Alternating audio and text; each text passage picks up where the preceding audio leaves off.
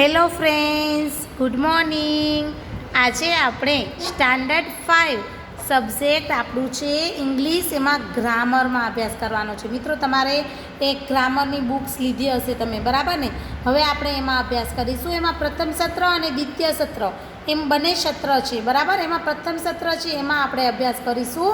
તો ગ્રામરની તમારી આવી ટાઈપની બુક હશે, ટેક્સ્ટ બુક, બરાબર ને? એ કાઢજો. એમાં જો પેજ નંબર છે તમારા 3, પેજ નંબર 3 ઉપર જો એ અને એન.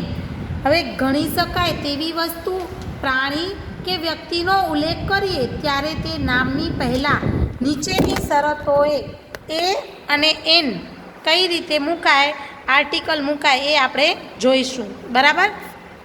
હવે જુઓ, અહીંયા કને ગણી શકાય એવું હોય ત્યારે આપણે એ અને એન ક્યારે મૂકીશું?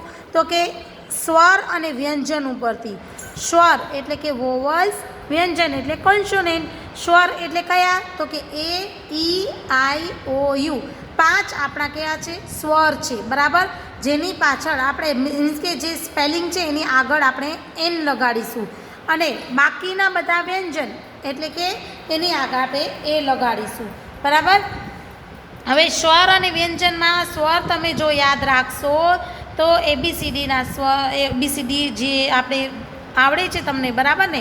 કે A B C D E F G. તો એમાંના આ 5 છે એને સ્વર કહેવાય, અને બાકીના બધા છે એને વ્યંજન કહેવાય. આટલું યાદ રાખજો.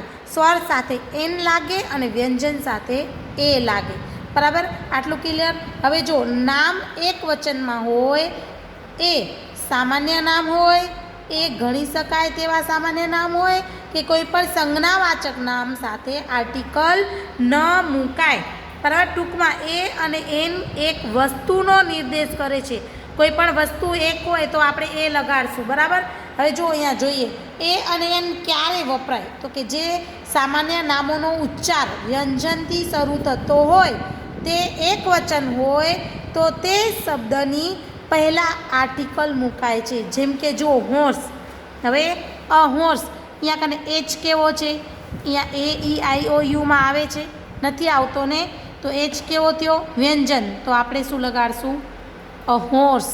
એટલે એક જ ઘોડાની વાત થઈ.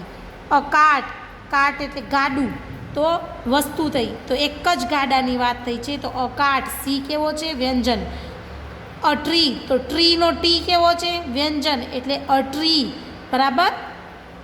જે સામાન્ય નામોનો ઉચ્ચાર સ્વરથી શરૂ થતો હોય, તે એક વચનમાં હોય તો તે શબ્દની પહેલાં એ એન આર્ટિકલ મુકાય. જેમ કે એ ઈ આઈ ઓ યુ એ 5 અક્ષરો સ્વર છે, બાકીના બધા અક્ષરો વ્યંજન છે, જે તમને સમજાવ્યું. તો એ કઈ રીતે? તો જો અહીંયા કને એક્સ, તો એ કેવો છે?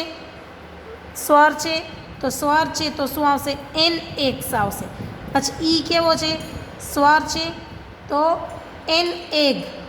આઈ, પહેલો લેટર જોવાનો મિત્રો, પહેલો લેટર કયો છે એને ધ્યાનમાં લેવાનું, બરાબર? કે એ સ્વર છે કે વ્યંજન છે, બરાબર? હવે અહીંયા આઈ, આઈ કેવો છે? સ્વર છે, તો આપણે લખશું એન ઇમ્પોર્ટ. ઓ કેવો છે? સ્વર છે, તો આપણે લખશું એન ઓરેન્જ. યુ કેવો છે?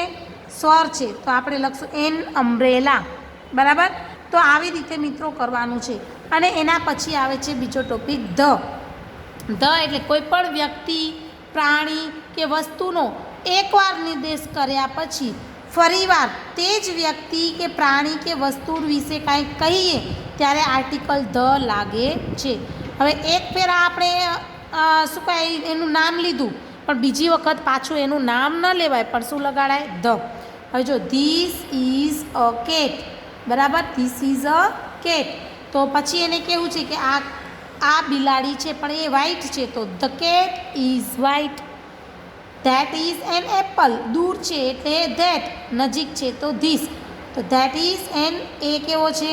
સ્વર, એટલે કે એન લગાડશું, તો ધેટ ઇઝ એન એપલ.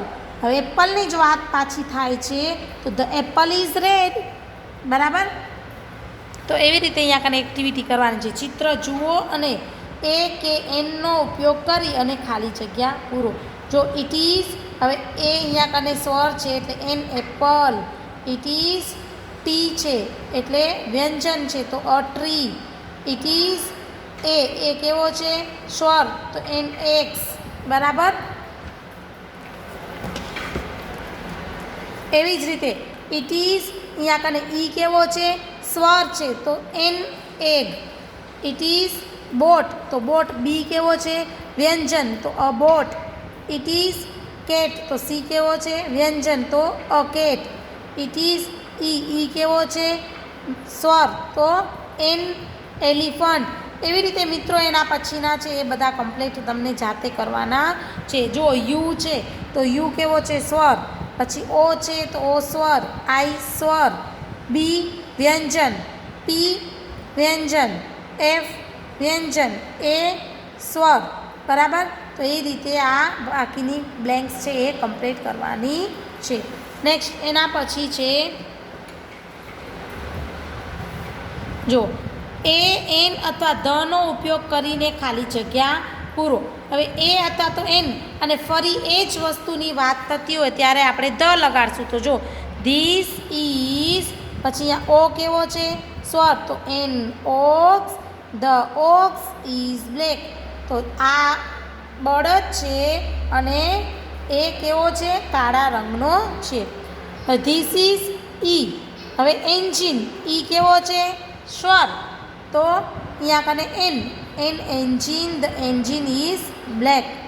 હવે ધેટ ઇઝ બી છે બી કેવો છે વ્યંજન તો a balloon, the balloon is blue. This is I કેવો છે સ્વર તો an ice cream, the ice cream is sweet. બરાબર. ધીસ ઇઝ અ એફ કેવો છે સ્વર કે વ્યંજન શું છે વ્યંજન. બરાબર. તો આપણે a flower, the flower is yellow.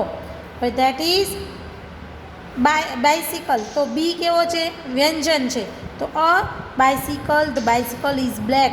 હવે એવી રીતે ધીસ ઇઝ કાઇટ કે કેવો છે વ્યંજન છે તો શું આવશે અ. યુ કેવો છે સ્વર છે તો શું આવશે એન. ઓ સ્વર છે તો એન. આઈ કેવો છે સ્વર તો એન. ટી કેવો છે વ્યંજન તો એ. અને અહીંયા કને ફરી એ જ વસ્તુની વાત થાય છે એટલે આપણે લગાડશું ધ. બરાબર. એના પછી જો ઈ કેવો છે તો ઈ કેવો છે સ્વર તો આપણે એન ઈગલ અને ધ ઈગલ ઇઝ બિગ.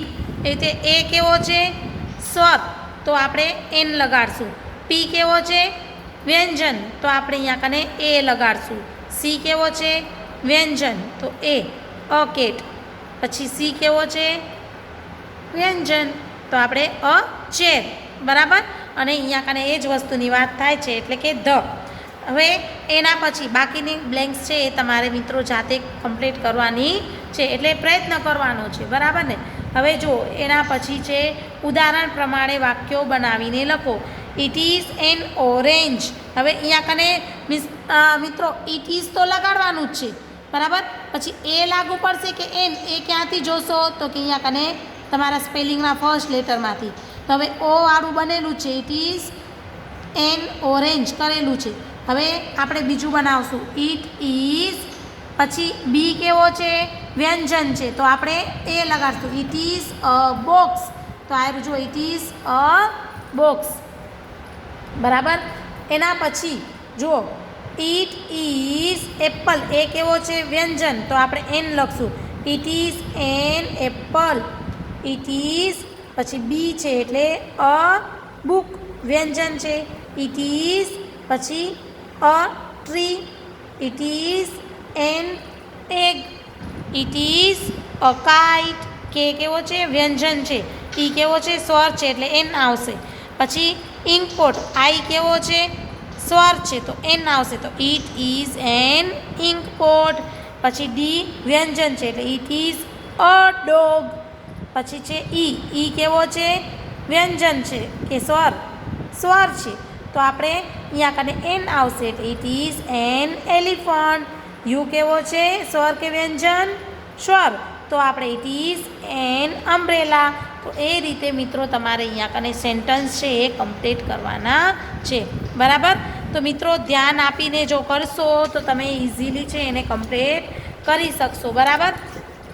તો આ રીતે બ્લેન્ક્સ છે એ અને એન વડે અથવા તો ધ વડે આ ખાલી જગ્યાઓ છે એ પૂરી કરવાની છે.